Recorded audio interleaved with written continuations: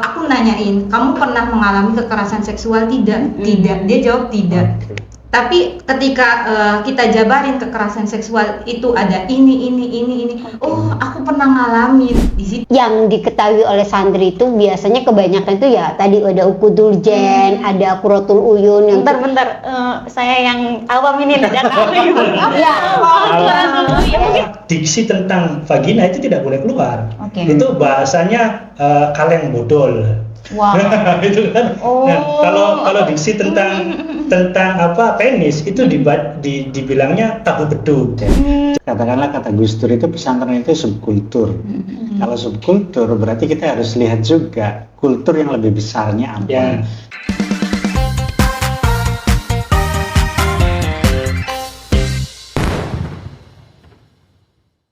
Halo Sobat Rama, kembali lagi di podcast Rama. Sebelumnya selamat menjalankan ibadah puasa bagi yang menjalankan ya.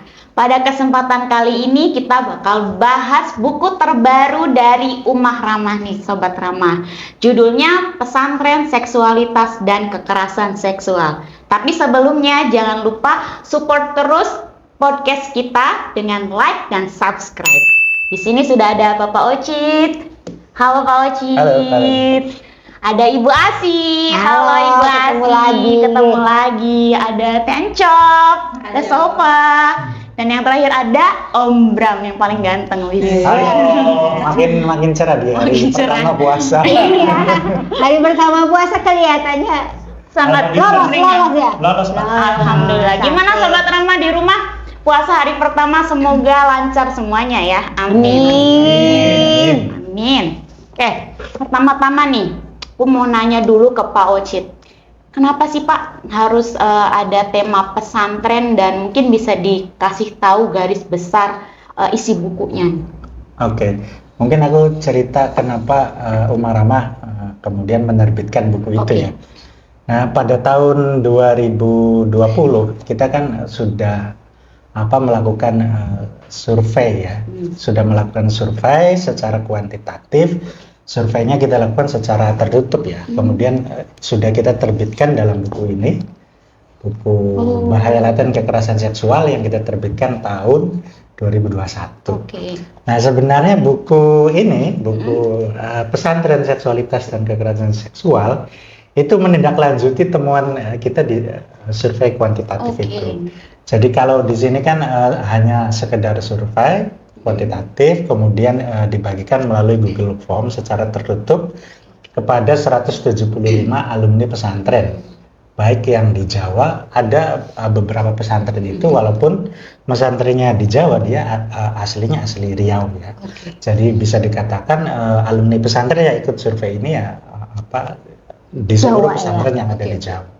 Nah, temuan-temuannya seperti apa? Saya kira sudah dijawab ya. Teman-teman yang sudah baca buku ini juga pasti udah tahu apa isi kandungannya. Nah, buku yang baru kita terbitkan, yang baru Ummah Ramah terbitkan, itu untuk mendalami temuan-temuan yang sudah kita paparkan di buku ini. Jadi kalau di buku ini kita menjelaskan tentang temuan yang dasarnya ada kuantitatif. Nah, di sini lebih kualitatif. Maka banyak sekali temuan-temuan yang sebenarnya tidak mencengangkan amat ya. Kalau tahun 2000 kan Komnas Perempuan pernah ngomong ya, kekerasan seksual di pesantren itu menjadi kekerasan seksual di lembaga pendidikan nomor 2 terbanyak. Nomor satunya kan di universitas. Nah, nomor 2-nya itu di pesantren. Yang itu diamini oleh Komisi Perlindungan Anak ya. Itu mengatakan iya memang banyak terjadi kekerasan seksual di pesantren, tapi sulit diungkap. Nah, kata KPAI. Nah, dari temuan riset dari sini, kemudian data dari Komnas ngomong begitu, dari KPAI juga begitu. Nah, teman-teman Ummah Ramah nih di awal-awal Ummah Ramah tahun 2000, tahun 2021 itu kemudian bicara, diskusi. Ini benar nggak terjadi? Ini gimana memahaminya? Nah, oke, kalau gitu kita dalami saja yuk.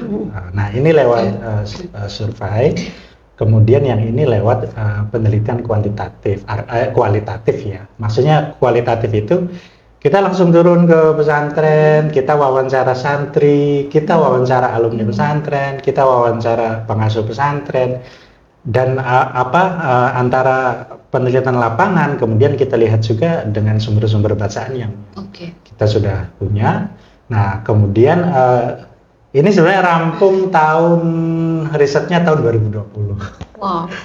Rampung tahun 2020, tapi kemudian setelah hasil risetnya rampung, kita perlu memaknai data-data itu, perlu kita maknai, perlu kita diskusikan hingga selesai tahun 2023 naskahnya, kemudian terbit di tahun 2024.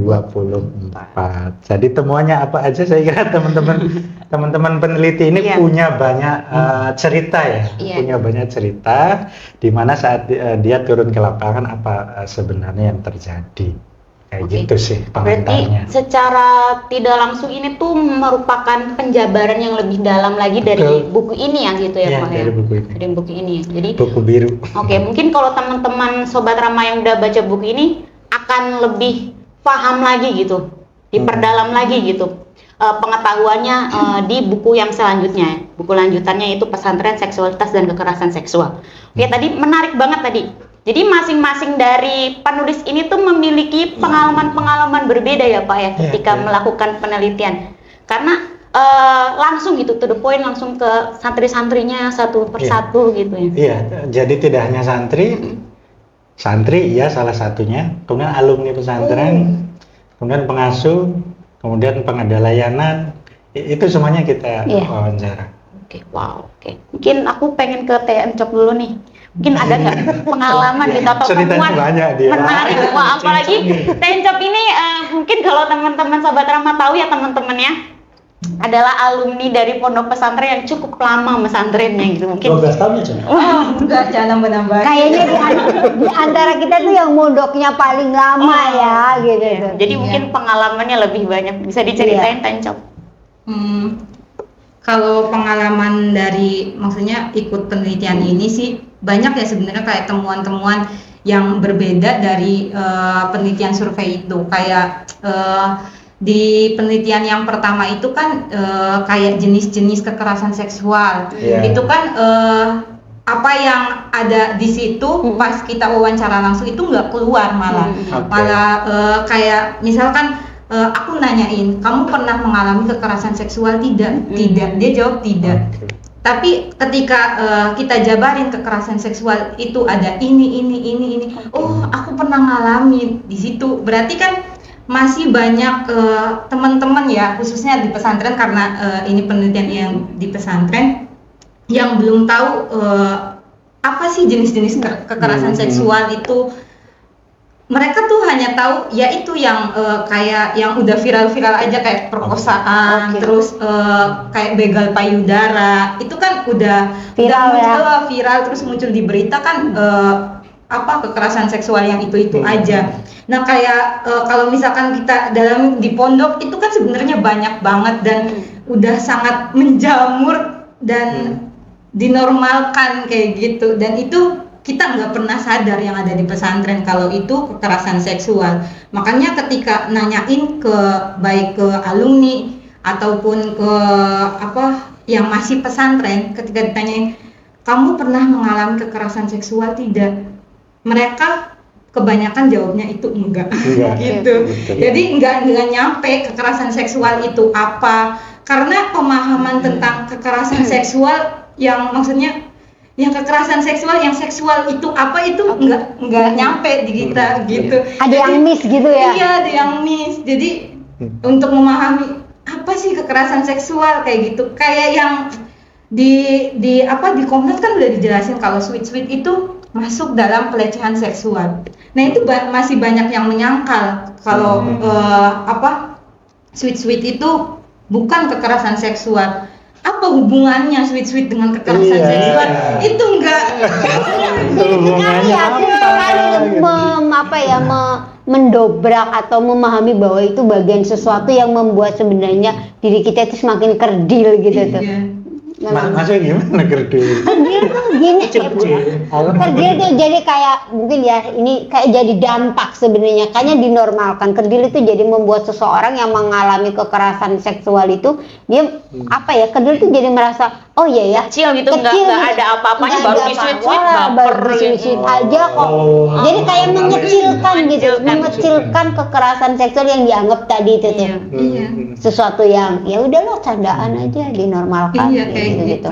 Kayak ini temuan yang menarik ya, maksudnya dari lingkup anak-anak ataupun remaja di pesantren tuh untuk mengetahui pengetahuan tentang seksualitas, tentang kekerasan seksual sangat minim gitu ya Teh Encok, Iya, ya. sangat minim Sangat banget. minim. Mungkin literasi yang mereka terima juga mungkin tidak sejauh itu atau bagaimana? Ya emang iya karena pengetahuan tentang seksualitas ya sejauh yang aku tahu ya, aku ikuti pas di pondok itu paling kayak kesehatan reproduksi. Oke. Itu Iya, iya. itu aja, dan itu cuman kita mengetahui kayak fungsi alat reproduksi perempuan, jenis-jenisnya. Itu hanya sebatas itu, tapi enggak kayak masalah relasi antar sama itu yang kekerasan atau yang bukan. Relasi yang baik. Iya, relasi yang baik itu nggak ada yang seperti itu. Apalagi kalau di pondok tuh relasi antara senior dan junior itu rahasia umum lah ya. Sangat-sangat timpang banget kayak mulai dari panggilan, terus kayak misalkan kita jalan di depan senior atau gimana, itu tuh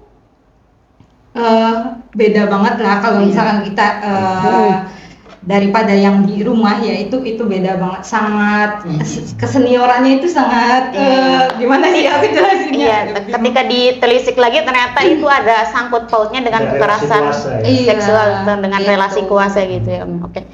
Sekarang aku pengen ke Ibu Asin yang bergeser ya. Iya. Tadi kan itu udah temuan menarik dari Teh Encok perihal pengetahuan atau hal-hal yang diketahui santri itu ternyata sangat minim gitu tentang seksualitas. Kalau Ibu sendiri ada cerita menarik gitu, Bu? Kalau menurut saya ini menarik adalah tadi kan ngomong soal sesuatu yang dikaji di pesantren, terutama misalnya kajian-kajian kitabnya gitu tuh, yang mungkin ini juga masih sampai hari ini terus istilahnya dikaji adalah misalnya kitab-kitab yang diketahui oleh santri itu biasanya kebanyakan itu ya tadi ada Ukuduljen, ada Qurratul Uyun yang Bentar, saya yang awam ini tidak tahu Ibu.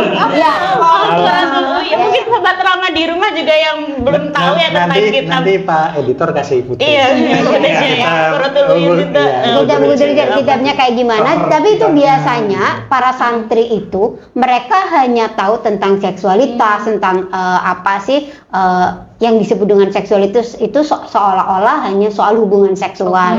Ya, yang itu biasanya dikaji itu di kitab Ukuduljen dan Qurratul Uyun itu biasanya soal hubungan seksual, dan biasanya ada soal relasi-relasi yang itu kebanyakan alih-alih kemudian itu dianggap sebagai sesuatu yang setara, tapi sebenarnya menundukkan perempuan sebagai objek, misalnya soal kewajiban yang dituntut misalnya di salah satu kitab misalnya kayak di Qurratul Uyun ya gitu tuh, kewajiban istri gitu, istri tuh banyak pahalanya nanti begini gitu tuh, dan tuntutan lain terkait soal melayani gitu tuh sesuatu gitu tuh, jadi seolah-olah menundukkan perempuan untuk masuk ke dalam wilayah domestik, dan seolah-olah sebuah pernikahan itu hanya dijadikan sebagai satu alat reproduksi aja, alat produksi anak gitu, seolah hanya itu. Dan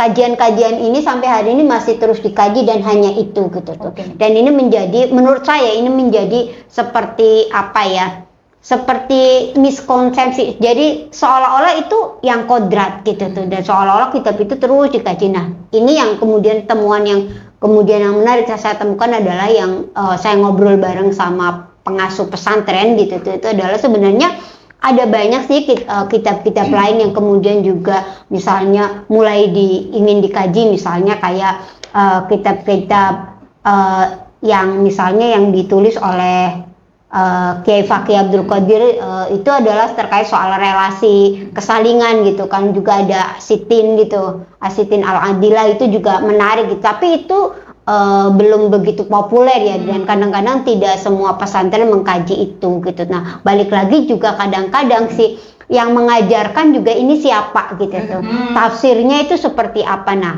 seringnya gitu tuh teks di dalam kitab kuning itu mungkin pada waktu itu gitu hadir sesuai dengan konteksnya, menjawab konteks pada waktu. Nah, tapi pada hari ini gitu tuh kan, nah seolah-olah itu masih sama. Nah, itu sebenarnya menjadi PR untuk ditelisik kembali sebenarnya. Nah ini juga menjadi kegelisahan salah satu pengasuh yang apa namanya saya wawancarai gitu saat itu. Nah, tapi beliau juga tidak banyak tidak bisa berbuat apa-apa, karena tetap aja ketika melakukan kajian-kajian kitab sebagai salah satu bagian dari mungkin ya ribuan pesantren yang ada di Indonesia, ada aturan-aturan yang kemudian harus diikuti. Misalnya kitab-kitab yang harus dikaji di pondok itu harus kata beliau itu kitab yang mutakbaro gitu tuh, yang memang sudah dikesepakati bersama. Tapi beliau berusaha untuk memberikan tafsir-tafsir gitu tuh, mengkontekskan dari misalnya kayak kitab-kitab yang dikaji, meskipun beliau juga mendapatkan stigma ya, karena beliau punya pemahaman perspektif yang lebih terbuka, malah kemudian beliau mendapatkan stigma sebagai kok Bunyai cara berpikirnya kayak orang barat gitu liberal gitu.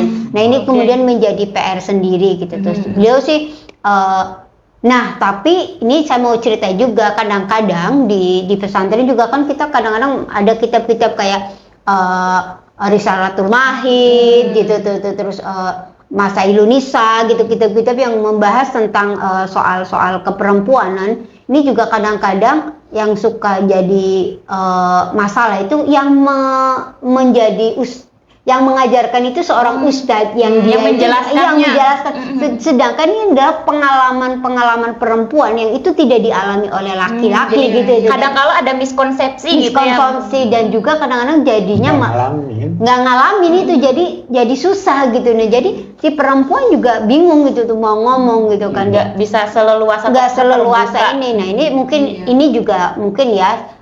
Sebenarnya lebih jelasnya nanti sahabat-sahabat juga bisa membaca buku ini lebih detail lah. Ini hanya satu temuan yang menurut saya mendapatkan satu narasumber pengasuh yang menurut saya ini cukup terbuka pemikirannya, dan beliau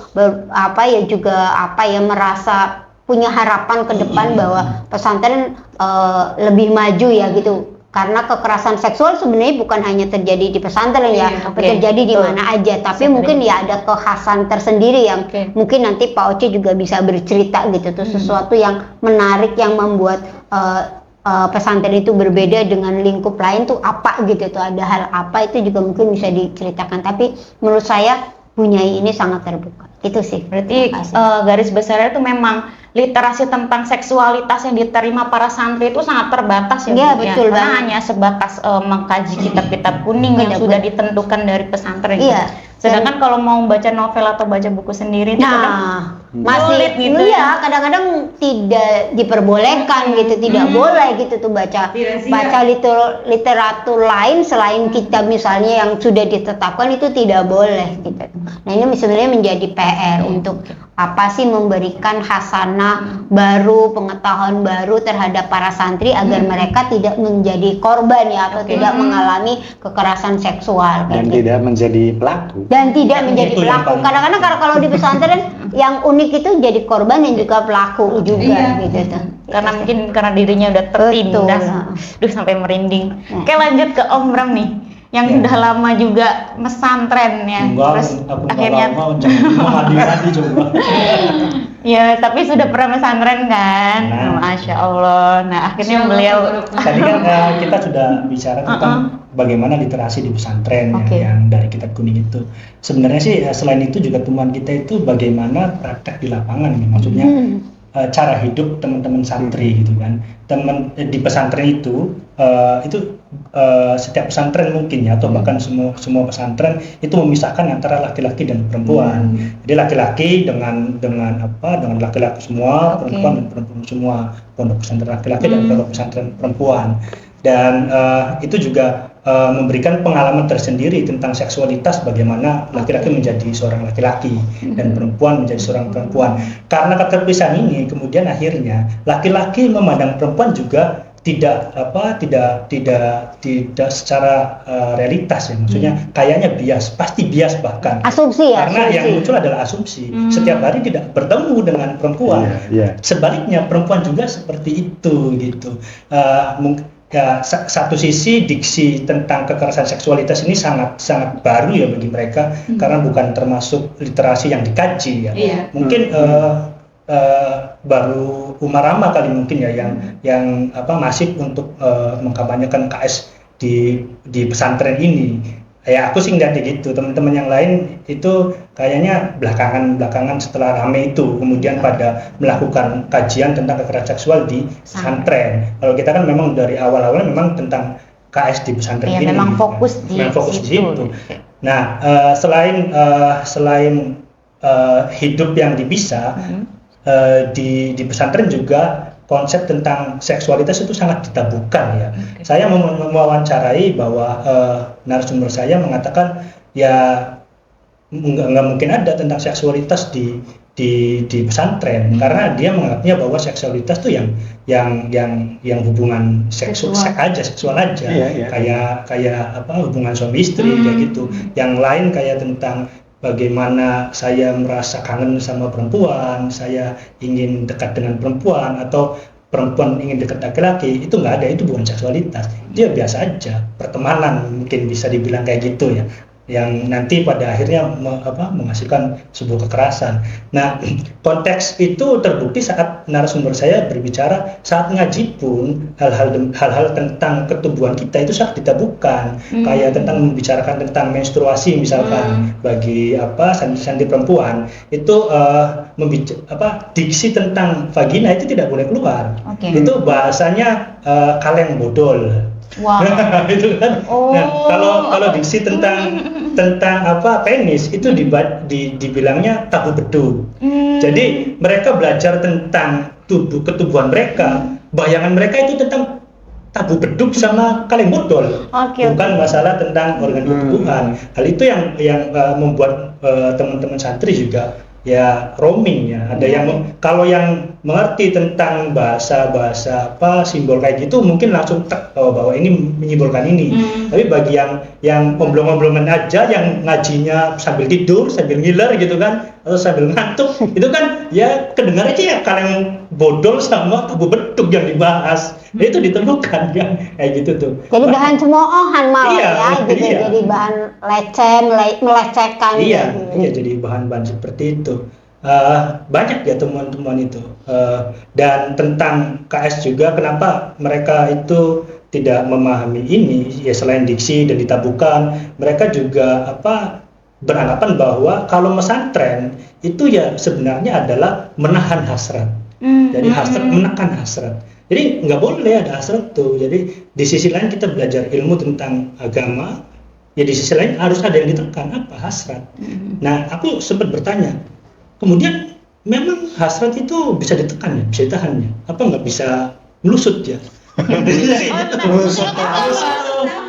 Merojol, lepas, nggak bisa lepas.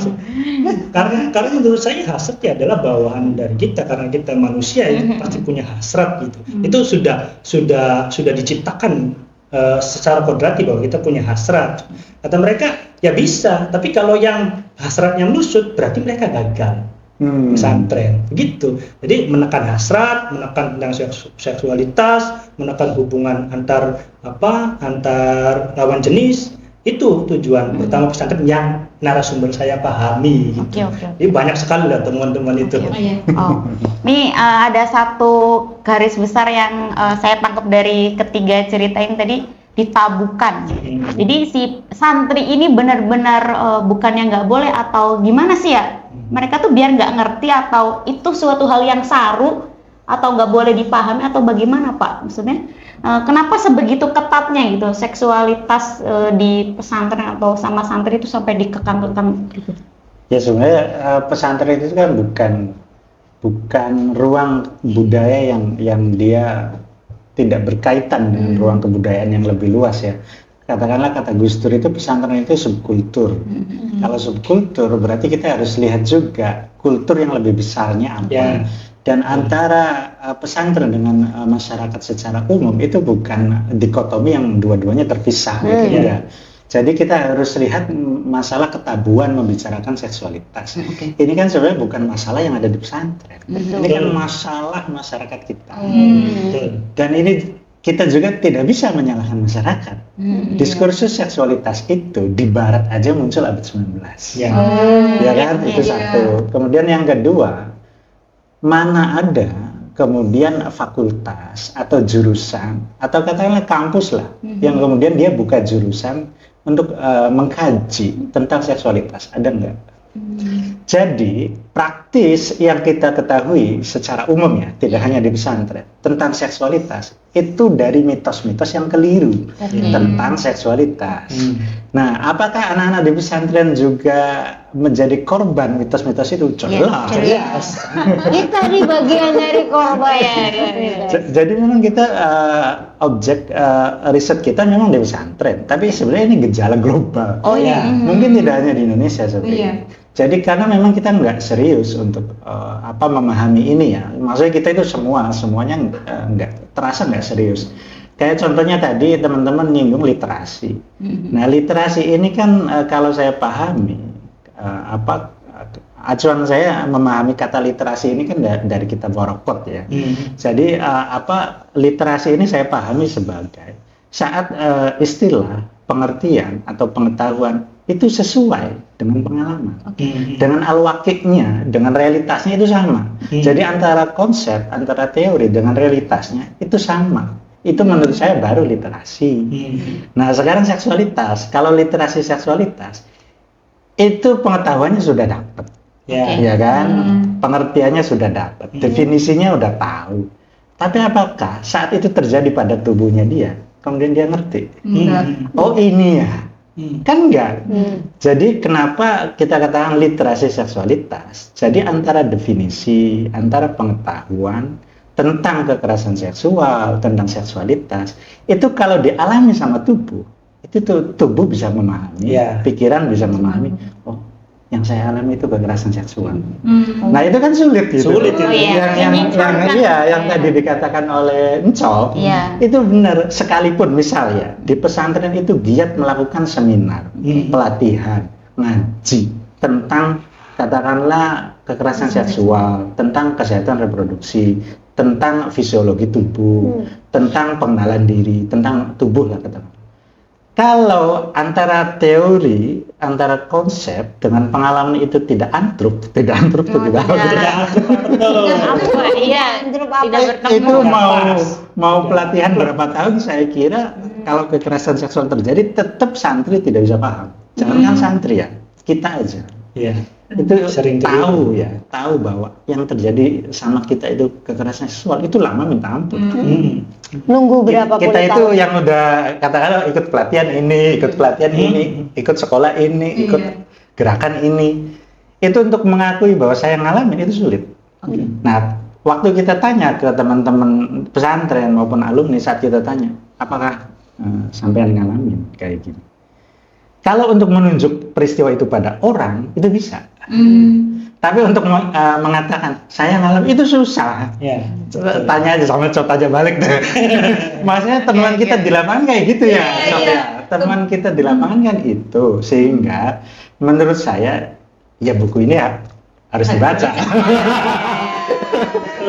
Buku ini harus dibaca. Ya dibeli dulu lah. Dibeli dulu kemudian dibaca. Terus jangan takut buku ini keriting bahasanya, enggak. Walaupun ini hasil penelitian, tapi bahasa yang berusaha kita sampaikan itu bukan bahasa hasil penelitian. Karena ini sudah naratif lah, sudah bercerita, bertutur, jadi dengan harganya itu sepadan lah, karena ini udah disesuaikan dengan bentuk populernya. Iya. Kayak gitu. Isinya emang daging semua, sahabat ramah, daging macan. Daging semua tapi nggak bikin pusing. Menarik ya, tadi dibahas tentang ketabuan, juga dibahas tentang tentang literasi seksual. Sebenarnya itu kalau secara kognitif pengetahuan saja tidak dibarengi dengan pengalaman pribadi, mungkin itu akan terasa sia-sia ya Bu ya. Jadi tuh sampai kapanpun juga nggak bakal ketemu gitu ya. Nggak bisa Jadi, ketemu. Iya, jadi kita hanya tahu istilah gitu, kita hanya tahu secara pengertian saja bahwa kekerasan seksual adalah A, B, C, dan D gitu. Tapi kalau untuk masalah apa yang kita alami, apa yang kita rasakan, mungkin masing-masing kita juga masih tetap meraba-raba ya. Apalagi sepanjang kita hidup, sepanjang kita masih diberi nafas sama Tuhan gitu tuh, kita akan terus memproses gitu tuh sesuatu yang mungkin ya selama ini itu dianggap sebagai anak tiri lah kasarannya gitu tuh. Seksualitas itu sebagai sesuatu bagian kecil yang udah kecil, ditabukan dan tidak boleh dibicarakan gitu tuh. Makin tuh ya. Nah, karena istilah seksualitas itu mungkin istilah yang dianggap tabu itu sebenarnya itu tentang ngomongin tentang diri kita gitu tuh. Tentang tubuh kita, tentang bagaimana kita memperlakukan diri dan orang lain gitu tuh. Tetapi itu ketika muncul diksi seksualitas itu menjadi sesuatu yang menjijikkan, seram dan tidak boleh diomongin gitu. Iya, sebenarnya kalau memahami tadi yang Endu omongkan, seksualitas itu erat kaitannya dengan akhlak. Betul. Ya. Nah, orang berrelasi dengan orang lain itu akan selesai kalau dia sudah memahami dirinya, seksualitas dirinya, tubuhnya dia, hasratnya dia, dan bagaimana cara ngelola semua itu yang ada pada diri agar tidak menyakiti orang lain, Betul agar banget. tidak melakukan kekerasan. Tidak melakukan kekerasan. Itu akhlak ya berarti. Dan itu sebenarnya kalau di pesantren ya, karena kita mungkin juga pernah ikut tidur, pernah ikut ngiler di pesantren gitu tuh. Itu juga kita diajarkan soal kitab kita. Dan sebenarnya kalau ngomongin soal seksualitas yang dimulai dari diri, di dalam buku penelitian ini tuh ada gitu tuh, bagaimana kemudian ada pembagian tentang cara kita memahami seksualitas itu dimulai dari seksualitas diri, seksualitas kemudian menjadi kaitannya dengan sosial dan lain sebagainya. Itu ada 3 bagianan. Semoga ya itu bisa dibaca dan bisa diterima dan menjadi satu khasanah yang baru untuk bahwa kekerasan seksual tidak lagi mungkin ya mulai berkurang. Mungkin berharapnya sih kalau nggak ada kayaknya nggak mungkin ya, masih tetap ada ya, tapi ya mulai berkurang. Cara pandangnya mulai berubah. Ya, cara pandangnya mulai berubah gitu tuh. Semua ya mungkin ya gitu tuh. Cara pandang di semua tempat. Nah, salah satunya juga kita sebagai alumni pesantren berharap tempat pesantren, tempat di mana kita juga mengkaji satu khasanah pengetahuan keagamaan itu menjunjung tinggi gitu tuh. Nilai-nilai kemanusiaan itu yang kemudian juga mendorong pesantren untuk maju menjadi garda terdepan, bahwa ketika kita menimba ilmu agama gitu tuh, tidak lagi banyak mungkin ya adik-adik kita di dalam pesantren yang menjadi korban gitu tuh oleh siapapun pelakunya gitu tuh, dan mereka bisa mulai pelan-pelan berbicara ketika terjadi sesuatu itu gitu tuh. Nah, gitu sih. Oke, Sobat Rama, itu tadi cuplikan atau sepenggal isi buku Pesantren Seksualitas dan Kekerasan Seksual. Bagi sahabat Rama yang ingin membaca dan mengetahui lebih banyak lagi, bisa check out bukunya di Ummah Rama Store. Dan ada di Shopee juga ya, Ummah Ada di Rama Shopee, ada di Store. Tokopedia. Di Tokopedia, kalian boleh check out sebanyak-banyaknya, kasih untuk teman-teman terdekat, sahabat terdekat, untuk keluarga, semuanya dikasih biar paham, oke? Kalau ulang tahun juga bisa. Kalau ulang tahun juga bisa, terus juga bisa kasih saran, kasih masukan juga terhadap buku ini. Iya. Ya, komen-komen juga. Komen-komen juga, buku yang nanti dibeli, nanti juga berharapnya itu bisa untuk kami cetak ulang di edisi revisi berikutnya. Amin. Jangan lupa Spotify dong. Iya, gitu kan. Oke, mungkin segitu saja Sobat Ramah karena durasinya sudah overload ya. Jangan lupa subscribe, like, dan komen YouTube kita. Oke, sampai jumpa di episode selanjutnya. Dadah, selamat berpuasa.